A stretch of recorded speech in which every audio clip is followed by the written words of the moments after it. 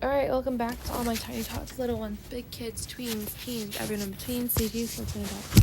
I'm really sorry if you hear like a really high pitched noise right now. The TV's on in the background. It's also an old box TV, so yeah. Anyways, so this is the third Fanfic Friday, I think. I know yesterday was Friday.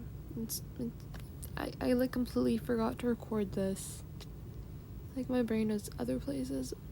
I also believe I have another video to get out to y'all, so be on the lookout for that. I believe, oh yeah, it's MHA. It's an MHA little space that was requested a really long time ago because I'm magical like that.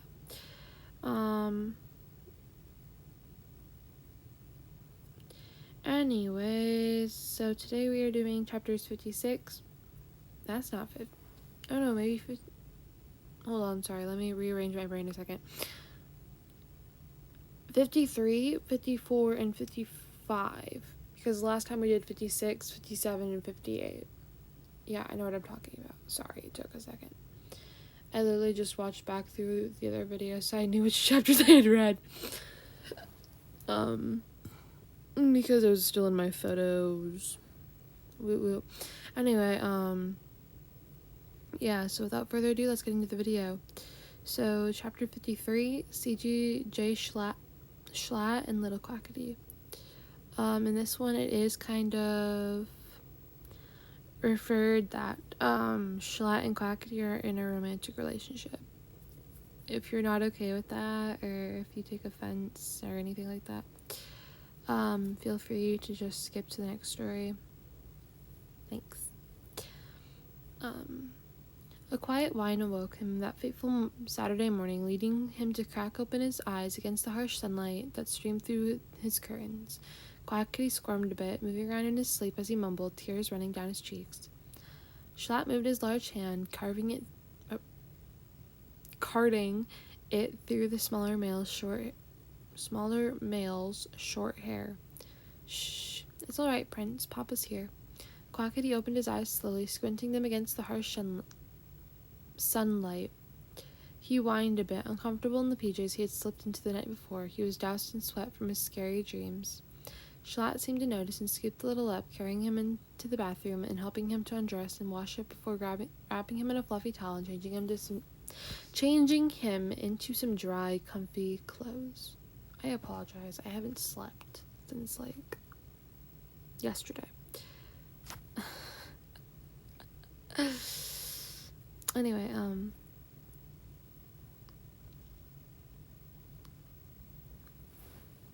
Quackity babbled and cooed, smiling gently as his hand lifted up to his mouth. Schlatt gently pulled the little's hand away from his mouth, reprimanding him quietly. "Nuh-uh, Bubs, none of that. How about we go find your passy, or one of your teethers instead?" Schlatt asked quietly. The little nodded and the search began. Quackity wasn't a huge, fussy person per se, but sometimes he hated his aggression and hid his items all over the penthouse suite. So after a lot of searching, Schlatt found one of Quackity's teethers in the back of the freezer. It was a water teether in the shape of a lion head. Quackity latched onto it rather quickly, small muffled babbles escaping his mouth. Schlatt cooed quietly, smiling down at the little. "You're such a precious boy, aren't you?" he murmured, leaning down to kiss the younger's forehead. Quackity let out more quiet coos and babbles, which Schlatt thought meant that the little was agreeing with him. He smiled and gently rocked the little in his arms. They had woken up quite early, and he knew if the little didn't get enough sleep, he would be very grumpy very soon. The little in question didn't object to the rocking, nor the soft lullaby that sung into his ears as his little eyes got heavier and heavier, and he slowly began to fall asleep. "Sweet dreams, Bubba," Schlatt murmured as he watched the little's eyes shut and the younger fall into sleep. Schlatt carried the little back into the bedroom, tucking the little in and giving him one last kiss on the forehead.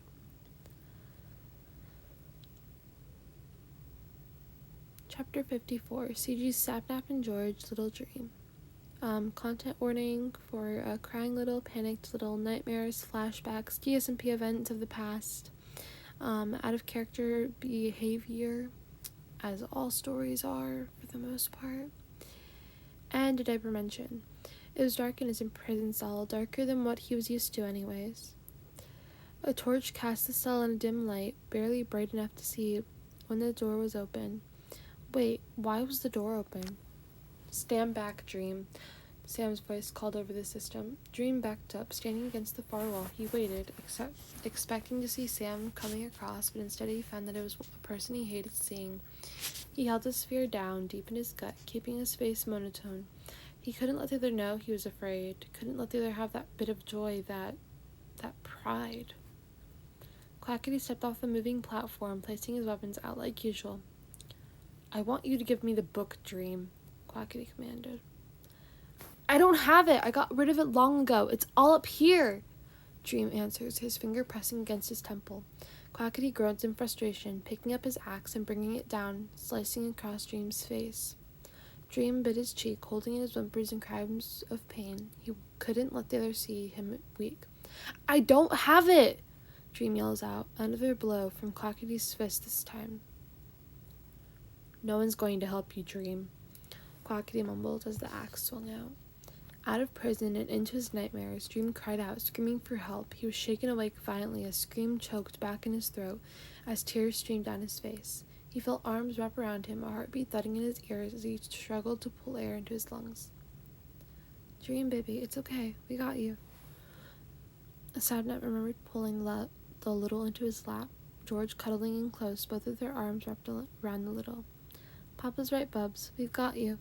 You're not in prison anymore. You're safe at home with us, George murmurs, offering more gentle reassurance. Sapnap slows his breathing, taking in a deep breath before letting it out. Can you try and match my breathing, Dreamy? Dream takes a deep breath in, or rather tries, before coughing and crying, more tears rolling down his cheeks. Hold on, quick pause, water break.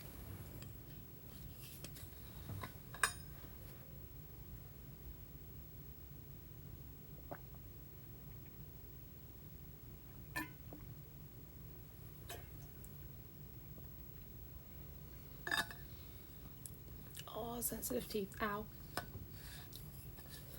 Alright. Hey, you're doing great, Bubs. Can you try again for us? Hun, George says, offering reassurance to the little. Dream takes in a shallow breath, letting it out slowly. This continues on until his breathing is back to normal and he's no longer crying. I'm going to start a bath for Dream. Can you keep him occupied? And get his mind off the nightmare? George asks gently, moving away from his boyfriends as he gets up and begins walking towards the bathroom. Sapnap nods, carefully picking the little up and walking around the house. He spoke in gentle words and soft praises as he kept the little preoccupied, noticing that the younger was nonverbal, and offering his hand to the baby space-minded boy to mess with as he spoke. George appeared a few minutes later, offering smiles as he saw his boyfriends together, pure affection tugging at his heartstrings. Dream, baby, your bath's ready. Come on, Bubba, George said gently, smiling as he took the little from Sapnap, carrying him into the bathroom and helping him undress and setting him into the bubble bath.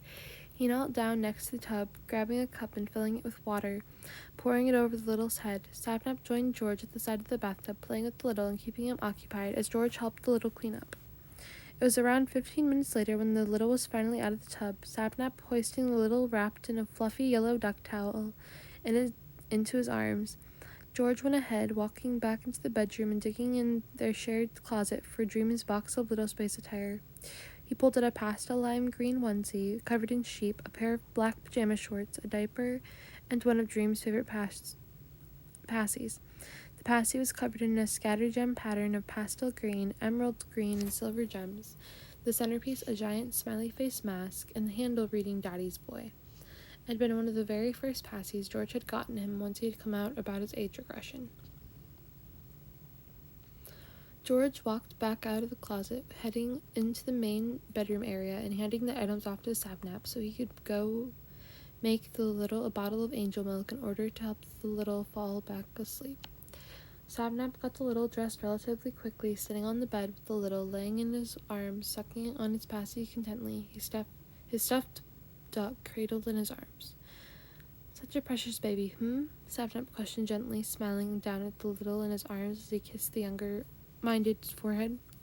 George returned a few moments later, a bottle of angel milk in hand, as he climbed back into bed with his boyfriends, Dream laying between them. Sapnap gently bottle-fed the little, smiling as the little took it with no hesitation. George smiled, offering gentle praises and cooing internally at how adorable his boyfriend was. Soon enough, Dream had finished his bottle, his eyes drooping shut gently as he dozed off, surrounded by the people he loved. My goodness, my speaking is so bad right now. Alright, I think it's 2 chapters so far. Alright, I think this is the last one. Okay. Chapter 55, CG fills out Little Eric. So this one's titled Strawberry Fields. I couldn't remember if Eric was allergic to strawberries or not, because I believe one of the DSMP members is allergic to strawberries. I just can't remember which one, and I feel so bad.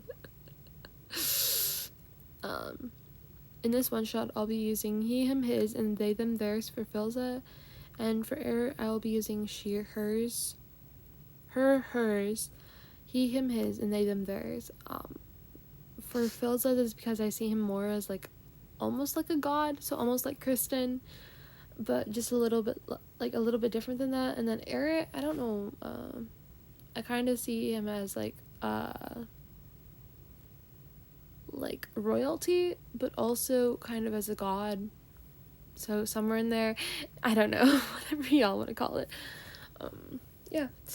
It was an early Saturday morning when Eric awoke in Little Space, a smile spreading across her face as he stretched wide and got up to get dressed.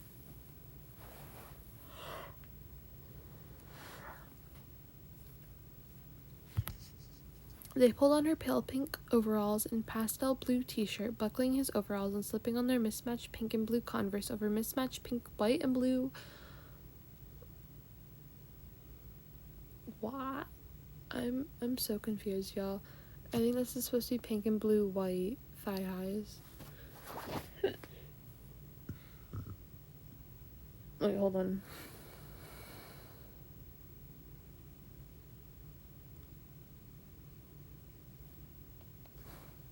Okay, so I think that fixes that. I'm hoping anyway. So they pulled on her pale pink overalls and pastel blue t-shirt, buckling his overalls and slipping on their mismatched pink and blue Converse over mismatched pink, white, and blue thigh highs. She laced his sneakers and tied them, tucking the laces and straightening, grabbing his bunny, Lily, off their bed and heading down the stairs to the kitchen. Filza stood by the stove, making strawberry waffles in the waffle maker. He had plucked some fresh oranges and made fresh squeezed orange juice as well. Sitting in a pitcher on the table, ready to be poured, their sons were off adventuring, but as little was still around for their cooking. He heard footsteps on the stairs, turning once they heard the thud of the child landing safely on the floor. "Good morning, sunshine," Filza said quietly, watching as the little made her way into the bathroom to brush his teeth and wash their face. "Good morning, Papa," Eric answered as they carefully closed the bathroom door. Filza smiled, turning back to his waffle making as they pulled out a couple of plates from the cupboard. Eric returned a few moments later. "Is there anything I can help with?" she requested lightly, conversed feet fidgeting along the floorboards.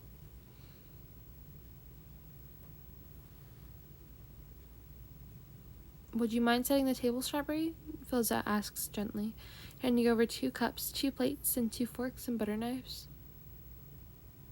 But of course we know Eric gets the safety kit knife, because can't trust the kiddos with actual knives. I'm sorry, kiddos, but you're a little too small.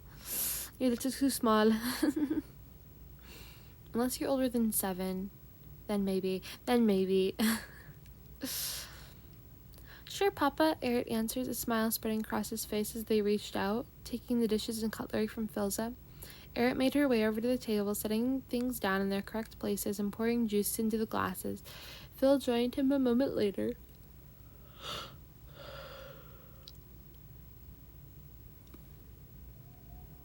Placing a plate of waffles down on the table, Eric waited until Phil had sat down before serving themselves, placing a couple of waffles on her plate as he dug in. "Age check, kiddo?" Philza asks gently. Somewhere between 6 and 9, Eric answers after a moment, head cocked to the side as they think. Philza nods, offering a small smile. Thanks for telling... I swear, my words keep getting jumbled, y'all. Thanks for telling me, Sunshine. Eric nods curtly and goes back to eating her breakfast. Philza does the same, making polite conversation as they eat, the sun warming them as they looked at the windows in the dining room, the perfect view over the farm. I need another water break.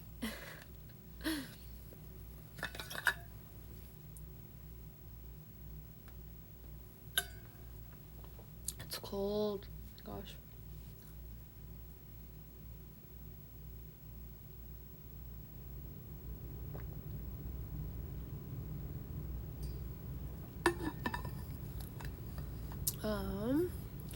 Breakfast ends quickly, Eric helping to rinse breakfast dishes and placing them in the dishwasher for later on. She waits as Philza pulls on his shoes, opening the door and heading out onto the porch with an empty basket. They would start harvesting ripe fruits and vegetables today and continue when the others were ripe. The two started out in the closest field, picking blueberries, raspberries, and blackberries, placing them all in separate baskets as they went. Soon enough, they reached the strawberry fields, Eric's favorite, on account for strawberries being his favorite thing in the whole world, minus the rabbit Lily and her papa, Philza. They start off... What? That doesn't make any sense. They start... Oh, hold on. We're missing a letter. Hold on. There we go. They start off the a dozen strawberry rows. Oh my gosh, my typing makes no sense. Oh, okay. So that was meant to be there. Whoops, my bad. The start of the half a dozen strawberry rows takes a few hours, only having 2 done by the time it's noon. Philza suggests a break, to which Eric quickly agrees. The two head back inside, making up sandwiches for lunch, along with some fresh fruit. Let's take the rest of the fruit we picked today and bring it to Puffy and Nikki, yeah? Philza... I think my autocorrect is just on the fruits nowadays. Philza inquires gently. Yeah, I'm sure Nikki could use it for her baking stuffs. Eric answers, bouncing around in her chair lightly, headspace age dropping a bit. It okay if I ride in the front seat? Philza nods. Sure, kiddo, just make sure you wear your seatbelt properly and don't distract the driver. I won't, I promise, Papa.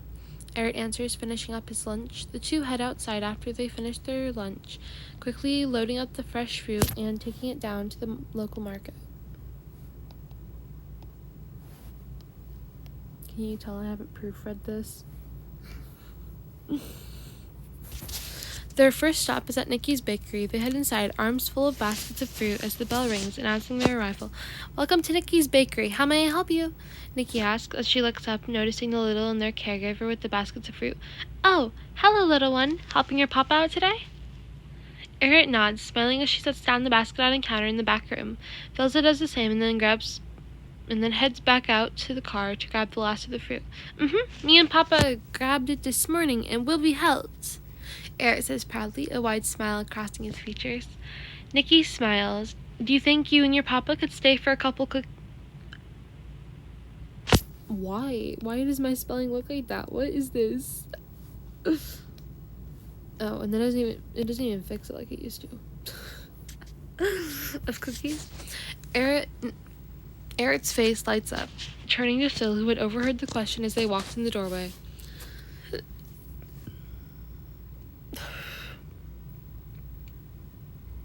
That scared me. I don't see why not, Philza answers, smiling a bit as the little pumps their fist up into the empty air. Yay! Can I have a strawberry cookie? Eric requests politely. Sure, hun. And for you, Phil? Nikki asks as she pulls out cookies from a backup stash in the back room.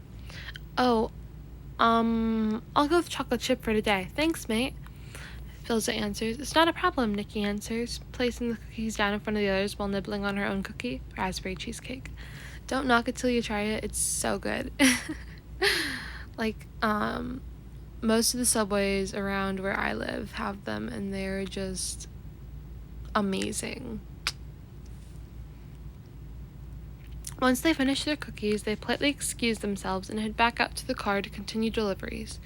Eric climbs into the front passenger seat, buckling up and sitting nicely with Lily sitting in their lap. Philza climbs in a moment later, buckling up and starting the car. They wave goodbye to Nikki as they pull out, careful to watch for other cars. Soon enough, they reach Puffy's trading shop and knock on the back door, quickly being let in by Dream, Puffy's youngest son. "Hey, mate, could you let Puffy know we're here with deliveries?" Phil requests slightly. "Sure, be right back," Dream answers, disappearing through a curtain to the front of the store. He returns a moment later with Puffy by his side. Puffy smiles as she notices the other two and opens her arms to stare at the little, setting down his basket of fruit and hugging the other tightly. "It's good to see you two. How have you been?" Puffy inquires gently. "We've been doing all right, thanks, mate," Philza answers, a smile crossing his features. "We just wanted to drop off some fruit that we picked earlier this morning." "Oh, thank you. Some of the fruit.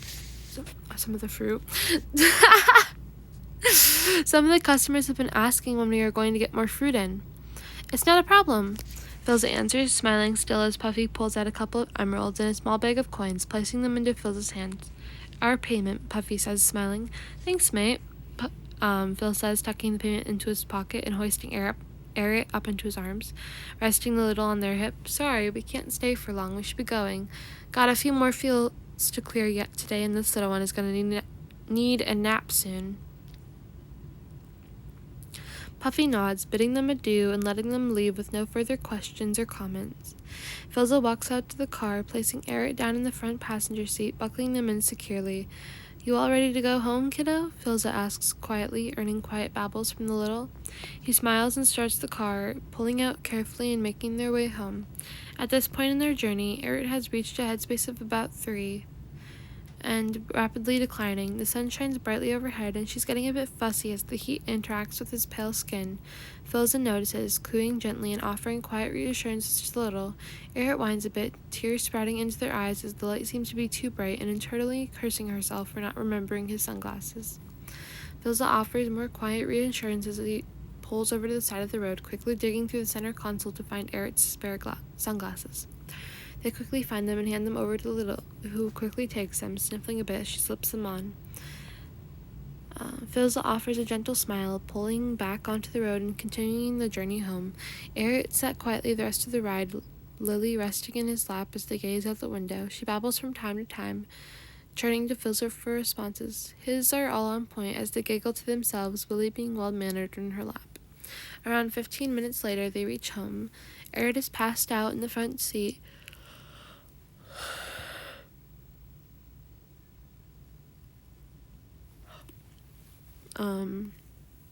as Philza pulls up into the driveway and securely parks, turning the car off. He climbs out, walking over to the passenger side and unbuckling Eric, picking the little up and carrying her inside. They head upstairs, tucking the little into his bed and placing a kiss on their forehead. Lily tucks securely in beside them and her passy between his lips. Philza whispers a gentle "sleep well" and heads back downstairs to the living room, indulging in a book.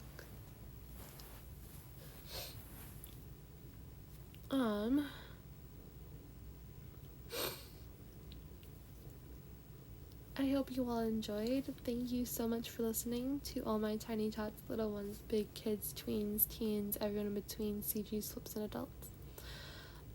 Rex Beeman from AO3, if you're listening, I have uploaded the chapter you requested. I believe it's in the last Fanfic Fridays, and it's now on AO3 as well.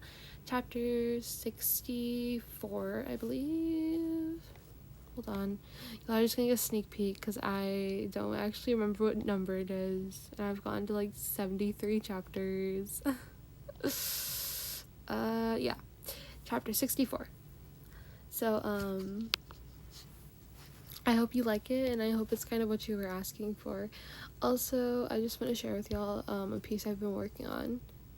It's based on a newer chapter, but little bad boy Halo in his little attire. I haven't gotten his passing made yet. It's gonna take so long. This took so long to make. But yeah. I will admit his facial design is based off. I found Joy on YouTube, and I have to say they were actually really smart because the green matches his hair perfectly. I never would have like guessed that. But thank you all again for listening, and I hope you all have a fabulous day, night, morning, evening, afternoon, whatever it may be for you, and I will see you all in the next one. Bye.